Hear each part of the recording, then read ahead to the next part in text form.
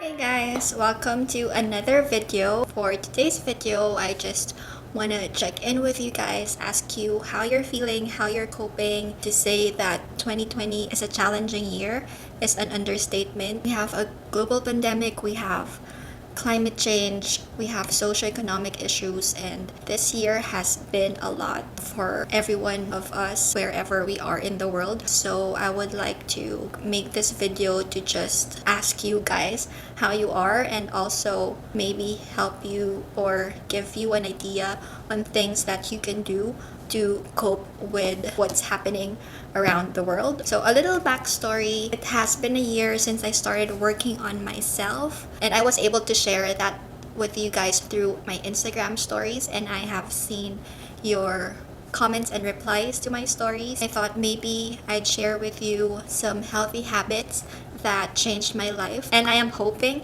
that in the smallest way it can help you cope with everything that's been happening. So for those who know me, especially my friends and family, would probably know that I am not really good in sticking with things. I lose interest along the way, and I easily lose motivation. Also, I have an unhealthy relationship with food. I binge a lot and then I feel guilty right after. So it's a love-hate relationship with food, and I am really bad at creating boundaries. I try to say yes to everyone. I try to please everyone, and all these unhealthy habits just really took a toll on me. So last year of November, I decided that I should really work on myself. It's not just about my physical health but also my mental health too. Last year I noticed that I get tired easily. Like when I climb the stairs, I am always out of breath. I don't like what I see in the mirror. I don't like how I feel. I guess that was really a wake-up call for me to just really look inwards and reflect on what I really have to do so that I am happy and I am healthy. If you're interested in learning what healthy habits might help you feel happy and healthy, please keep on watching. So first of all, it all starts within. So let's talk about our mind. The first healthy habit that I decided to work on is to learn self-compassion. I realized that I have always been so hard with myself. I try to be perfect. I try to please everyone, and it's just not healthy for me. It was very draining. Also, it was hard to know yourself because you always go with whatever everyone wants you to do. I always beat myself up when things don't go my way, and I realize it's a bad thing to do because things won't always go your way, so you have to learn to live with it as long as you did your best. And there are things that you couldn't control, so what's the point of beating yourself up? So you have to be kind to yourself and cheer yourself on so you can get up and do better the next time. The second healthy habit that I learned was to create a healthy boundary.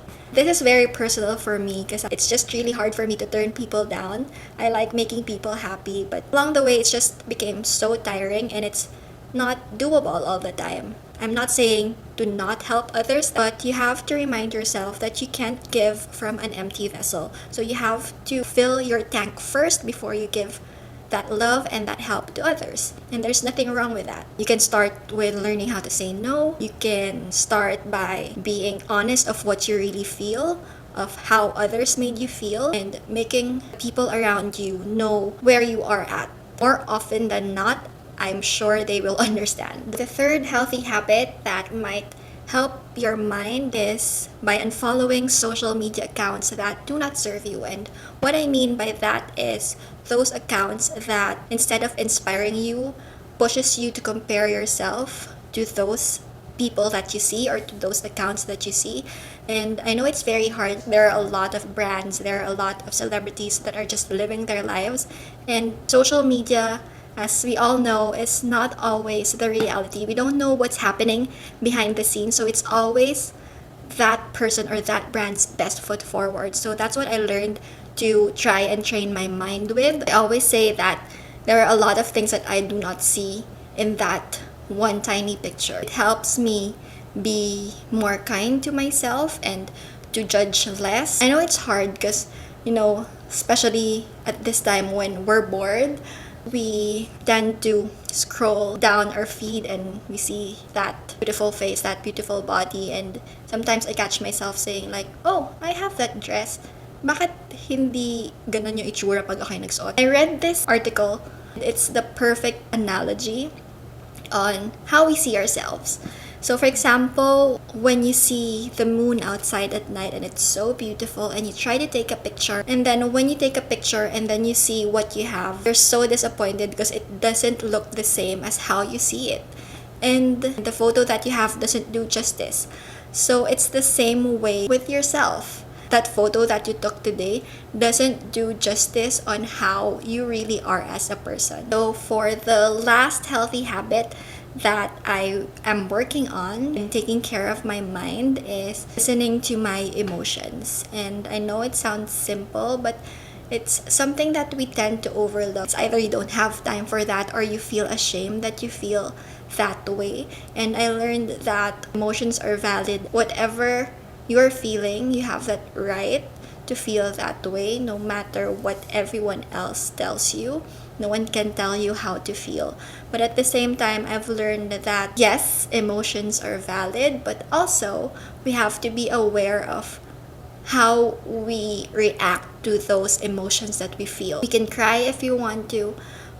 We can talk to that person who made us feel bad or who made us feel mad. But at the same time, we also have to be aware of what we are communicating across.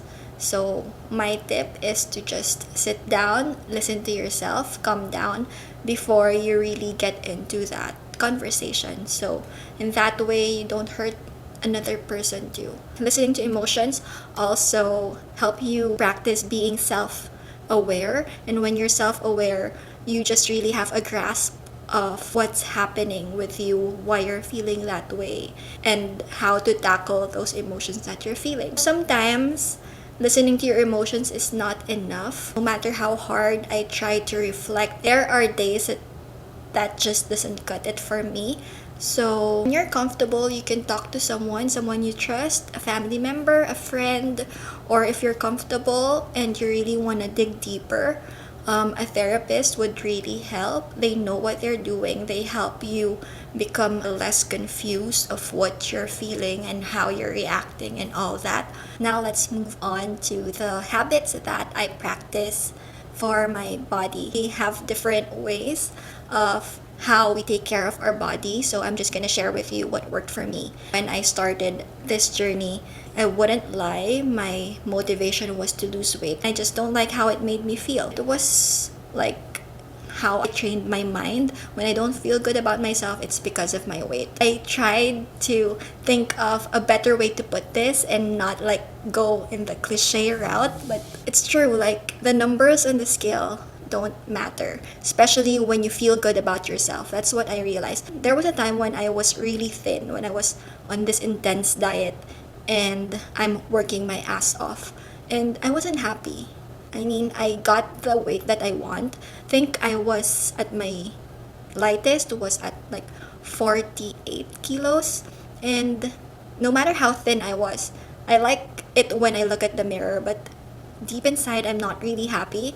I am not strong.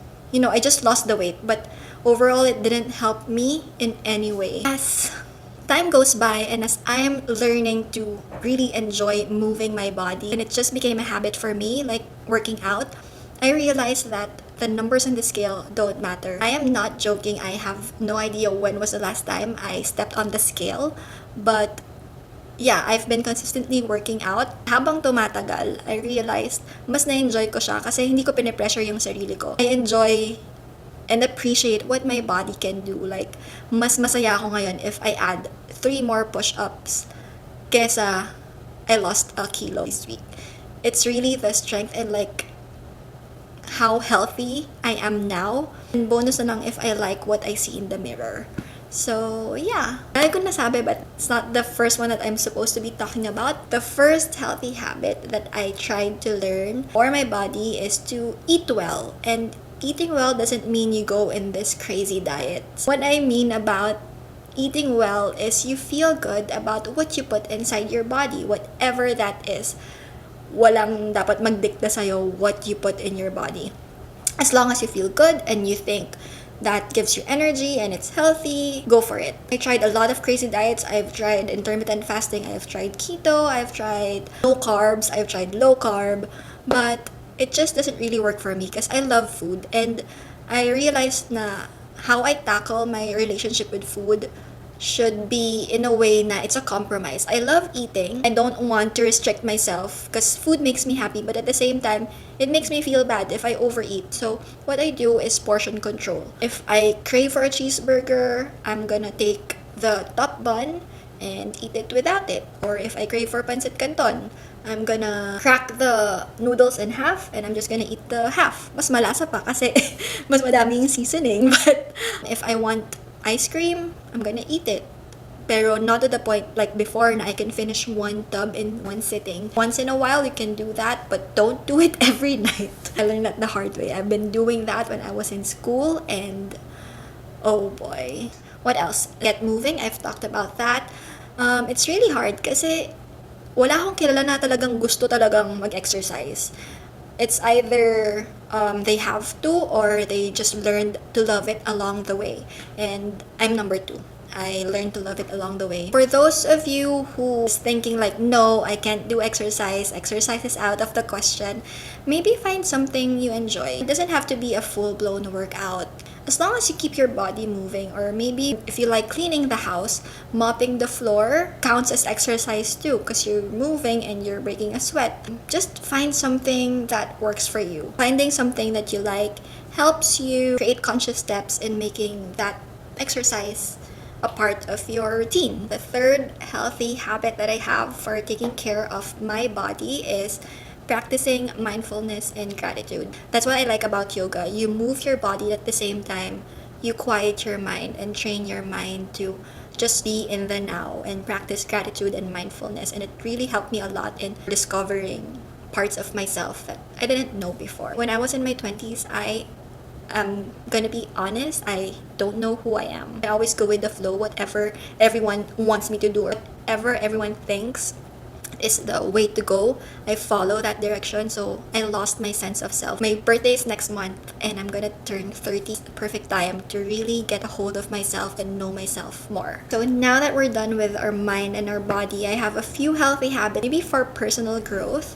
I try to learn something new every day, no matter how small it is. Like, for example, like a new word. And I do that by reading books, listening to a podcast, following social media accounts that are very informative. If you look at my Instagram account, there are a lot of self-help social media accounts that I follow. I listen to podcasts. The one that I'm listening to now is TED Talk. I like it because it's bite-sized. It's like 12 minutes, 10 to 12 minutes or less than pa per episode. It's very short, so it doesn't really consume your time. I also started reading again.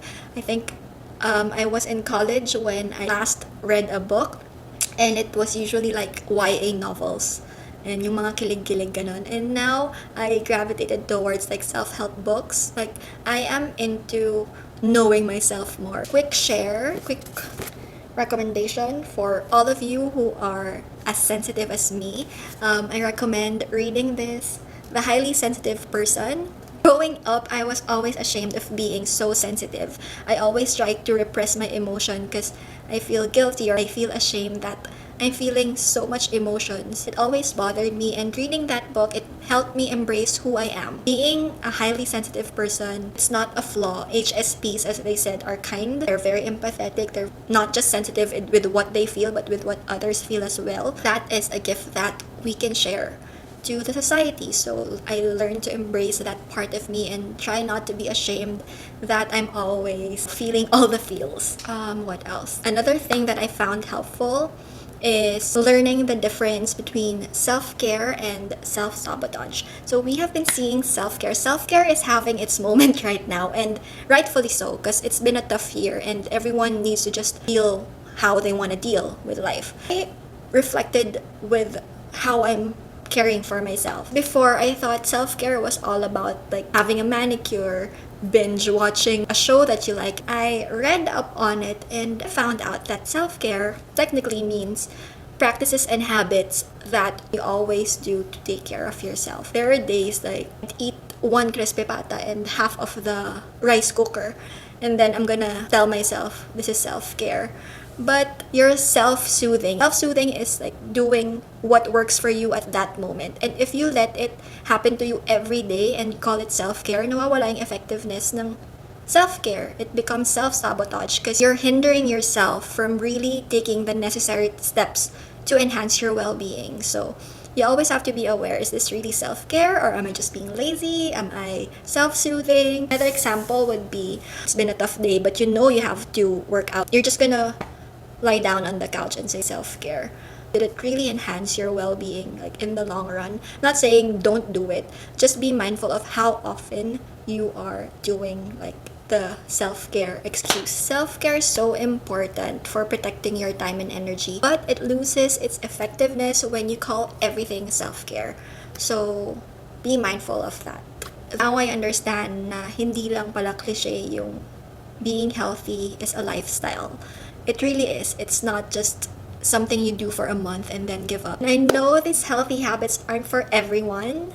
We have different priorities and we cope differently, but I hope I gave you an idea in case you want to start doing simple steps in enhancing your well-being. As what I've read that I want to share with you guys, it's totally okay if all you did this year was to survive. So whatever you're doing right now, wherever you are, I am proud of you and just keep going. So I guess that's it. I hope you learned something, or at least I entertained you, or kept you company when you're maybe bored at this moment. But yeah, I wish nothing but love and happiness for you and your family for the remainder of this year and for the new year to come. Thanks so much for watching, and I'll see you in the next one. Bye.